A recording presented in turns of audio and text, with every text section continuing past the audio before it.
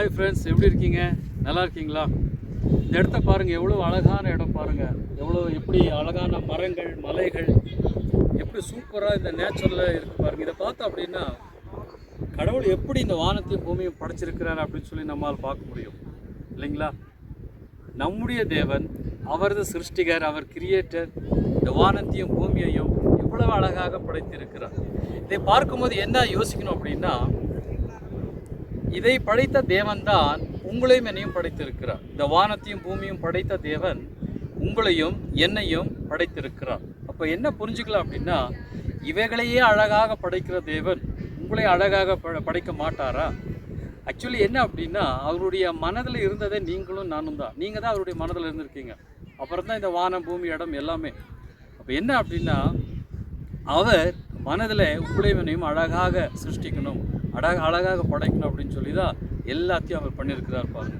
அப்போ ஒரு வேளை உங்களுடைய வாழ்க்கையில் எத்தனையோ காரியங்கள், விஷயங்கள் அழகாக இல்லை அப்படின்னா, நீங்கள் யார் அப்ரோச் பண்ணணும் அப்படின்னா, நம்மை சிருஷ்டித்த சிருஷ்டிகரை, நம்மை உருவாக்கின கடவுளை நீங்கள் அப்ரோச் பண்ணிங்கன்னா உங்களுடைய வாழ்க்கை திரும்ப அழகாக மாற்றப்படும். உங்களுடைய வாழ்க்கை திரும்ப அழகாக மாற்றப்படும், எந்தவித சந்தேகமும் இல்லை. நாம் சிருஷ்டிகரை அப்ரோச் பண்ணுங்கள், இயேசு கிறிஸ்துவை அணுகுங்க. அவர் அணுகினீங்கன்னா உங்களுடைய வாழ்க்கை, உங்களுடைய குடும்பங்கள், வேலைகள், மற்ற எல்லா காரியங்களுமே அவர் பியூட்டிஃபுல்லாக மாற்றுவாருங்க. அதில் எந்தவித டவுட்டும் கிடையாது, அழகாக மாற்றுவார்.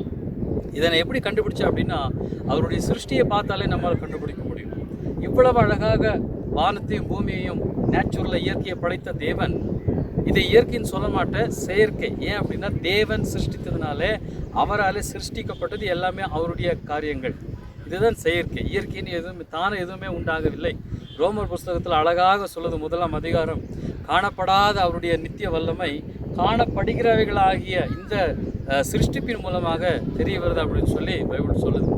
இப்போ தேவன் நம்மை சிருஷ்டித்திருக்கிறார், உங்களையும் சிருஷ்டித்திருக்கிறார், அழகாக சிருஷ்டித்திருக்கிறார். நம்முடைய வாழ்க்கை அழகாக காணப்பட வேண்டும். அதற்காகவே இயேசு கிறிஸ்துவையும் இந்த பூமிக்கு அனுப்பியிருக்கிறார். அதனால் நான் சீரியஸாக சொல்கிறேங்க, உங்களுடைய வாழ்க்கையில் அழகான காரியங்கள் வேணும் அப்படின்னா, அழகான குடும்பம் வேண்டும் அப்படின்னா, அழகான உங்களுடைய சுற்றி இருக்கிற சூழ்நிலைகள் வேணும் அப்படின்னா, உங்களை அழகாக்குகிறவரை இயேசு கிறிஸ்துவை நீங்கள் விசுவாசிக்கணும். அவரை அப்ரோச் பண்ணுங்கள், தேவனிடத்தில் வாங்க. அவர் எல்லாவற்றையும் மாற்றுவார். உங்களுடைய வாழ்க்கை அழகாக காணப்படும். அதற்கு இந்த அவருடைய சிருஷ்டியே என்ன செய்யுது அப்படின்னா, சாட்சி நமக்கு சொல்லுது. இதை மறந்துடாதீங்க. God bless you.